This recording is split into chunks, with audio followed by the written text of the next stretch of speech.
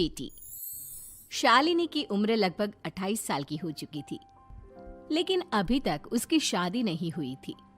शालिनी के mummy papa सरला और महेश जी ने कभी उसकी शादी के लिए कुछ ज्यादा कोशिश भी नहीं की। शाली मन ही मन चाहती थी कि दूसरी सहेलियों की तरह उसका भी घर बस जाए, लेकिन वो अपने मम्मी पापा से ये बात कहती भी तो कैसे कहती। माँ जानती है, मेरी सहेली है ना शीतल, उससे बेटी हुई है, बड़ी प्यारी बच्ची है उसकी। अरे ये तो बहुत अच्छी बात है। उसकी शादी भी तो 4 साल पहले हो गई थी ना। अब क्या करे बेटा, चाहते हैं तो हम भी यही है कि तुम्हारी शादी हो जाए, लेकिन कोई अच्छा लड़का मिलता ही नहीं। कोई बात नहीं मम्मी पापा, मैं जानती हूँ आप मेरे लिए बहुत अच्छा रिश्ता ढूंढना चाहते हैं, और अभी मेरी इतनी उम्र भी तो नहीं हुई है।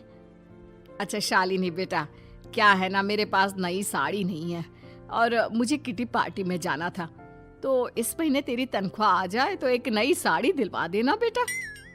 और बेटा मेरा मोबाइल भी थोड़ा पुराना हो गया है, 6 महीने से इसी को काम में ले रहा हूँ। एक नया मोबाइल ला देना बेटा। हाँ हाँ मम्मी पापा। और माँ, आप तनख्वाह की चिंता क्यों करती हैं?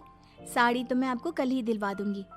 और रही बात आपकी मोबाइल की, तो मैं आज शाम को ही ऑफिस से लौटते वक्त ले आऊंगी। अरे भगवान सबको तुम्हारे जैसी बेटी दे, कितना ध्यान रखती है अपने मम्मी पापा का। पापा, आज आप दुकान नहीं जा रहे हैं क्या? वो क्या है ना बेटा, मेरे सर में जरा दर्द हो रहा है, इसलिए आज दुकान जाने का मन नहीं है।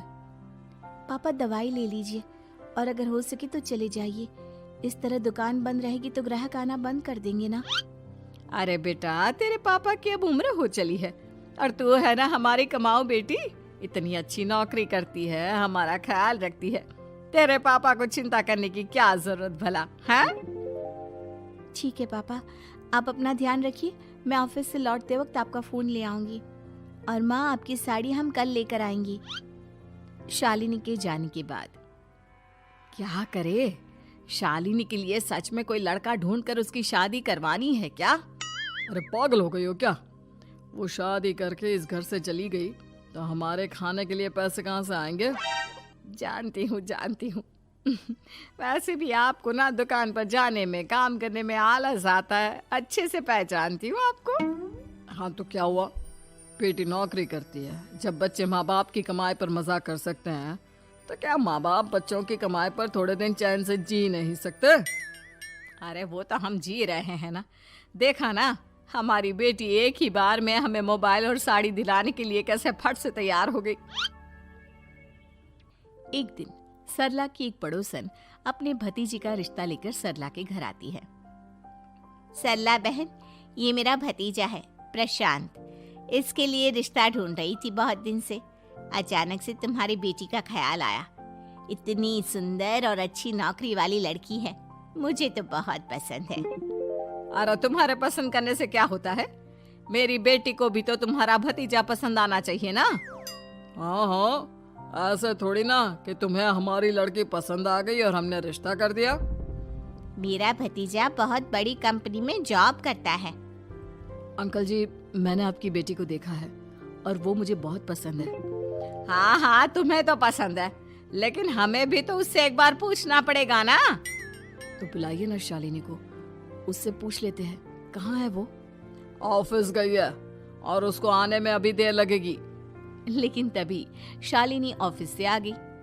ये लीजिए, शालिनी भी आ गई। अब आमने सामने ही बात कर लेते हैं। आओ आओ शालिनी बेटा, इससे मिलो। मेरा भतीजा प्रशांत प्राइवेट कंपनी में अच्छी जॉब करता है।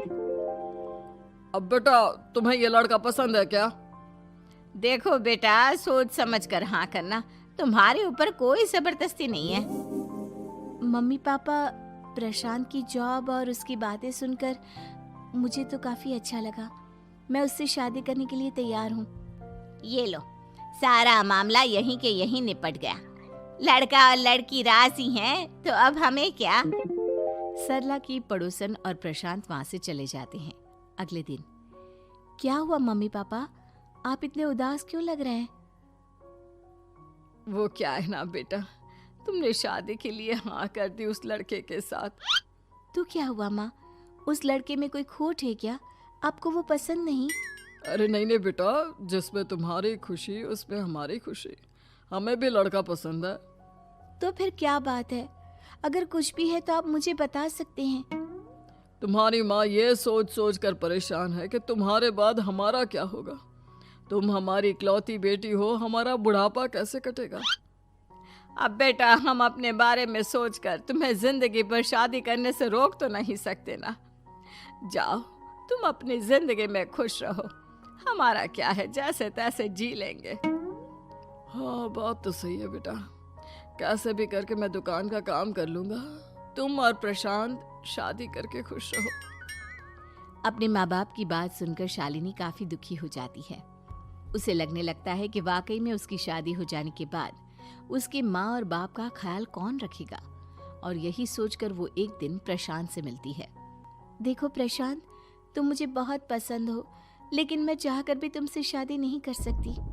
अरे क्या हुआ शालिनी, क्या तुम मेरी किसी बात से परेशान हो? नहीं नहीं प्रशांत, मैं अपने माँ बाप की इकलौती संतान हूँ। अगर मैं भी शादी करके घर से चली गई तो उनका ख्याल कौन रखेगा, उनका खर्चा कौन उठाएगा? तो क्या तुम सारी जिंदगी शादी नहीं करोगी? शायद नहीं प्रशांत, और अगर अपने माँ बाप के लिए ये भी करना पड़े तो इसमें गलत क्या है? प्रशांत की सारी बात जाकर सरला के पड़ोसन यानी कि अपनी बुआ को बता देता है। ये सरला तो बड़ी चालाक निकली। प्रशांत, वो अपनी बेटी के साथ खेल खेल रही है। कैसा खेल? आप क्या कहना चाहती हैं? अरे शालिनी बहुत सीधी और संस्कारी लड़की है, लेकिन ये सरला और महेश एक नंबर के चालाक। बुआ जी, आपकी बात सही है, लेकिन अपनी बेटी के साथ भला कोई क्यों चालाकी करेगा? वो तो मैं तुझे कल बताऊंगी। तो कल सुबह मेरे साथ शालिनी के घर चलना। और फिर अगले दिन।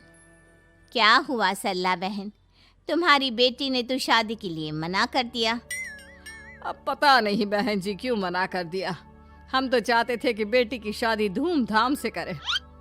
हमारी तो बहुत इच्छा थी कि शालिनी की शादी प्रशांत के साथ हो जाए, लेकिन अब क्या करें, वही नहीं चाहती। आंटी जी, शादी के बाद मुझे अपने माँ बाप की बहुत चिंता रहेगी। उनका ख्याल कौन रखेगा? और इसलिए मैं प्रशांत तो क्या, किसी से भी शादी नहीं करना चाहती। अंधी हो गई हो क्या माँ बाप के प्यार में?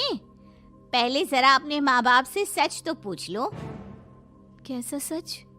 यही सच शालिनी, कि ये तुम्हारे सगे माँ बाप नहीं है और तुम इनके लिए सिर्फ पैसे कमाने का एक जरिया हो। अरे अरे, ये तुम क्या कह रही हो?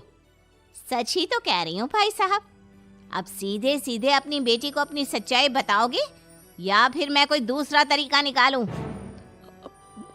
हमें माफ कर दो शालिनी, वो क्या है ना, हमारी कोई औलाद नहीं थी और जब तुम छोटी थी तो हमने तुम्हें गोद ले लिया था। तो इस नाते तो मैं आपकी बेटी ही हुई ना। लेकिन तुम्हें गोद लेने का हमारा सिर्फ एक ही मकसद था कि बड़ी होकर तुम नौकरी करो और हमारे लिए पैसे कमाओ, क्योंकि तुम्हारे पापा को काम करने में बहुत आलस आता है। और ये सच है कि हम ही नहीं चाहते थे कि तुम्हारी कभी भी शादी हो। कोई बात नहीं मम्मी पापा, आपने मुझे गोद लिया, पाल पोस कर बड़ा किया। भले ही उसके पीछे आपका कोई भी इरादा सही, लेकिन मैं आपकी बेटी हूँ। शादी तो मैं प्रशांत के साथ कर लूंगी, लेकिन उसके बाद भी जिंदगी भर आप दोनों का ख्याल रखूंगी। शालिनी की बातें सुनकर सरला और महेश को अपनी गलती का एहसास होता है और वो उससे माफी मांगते हैं।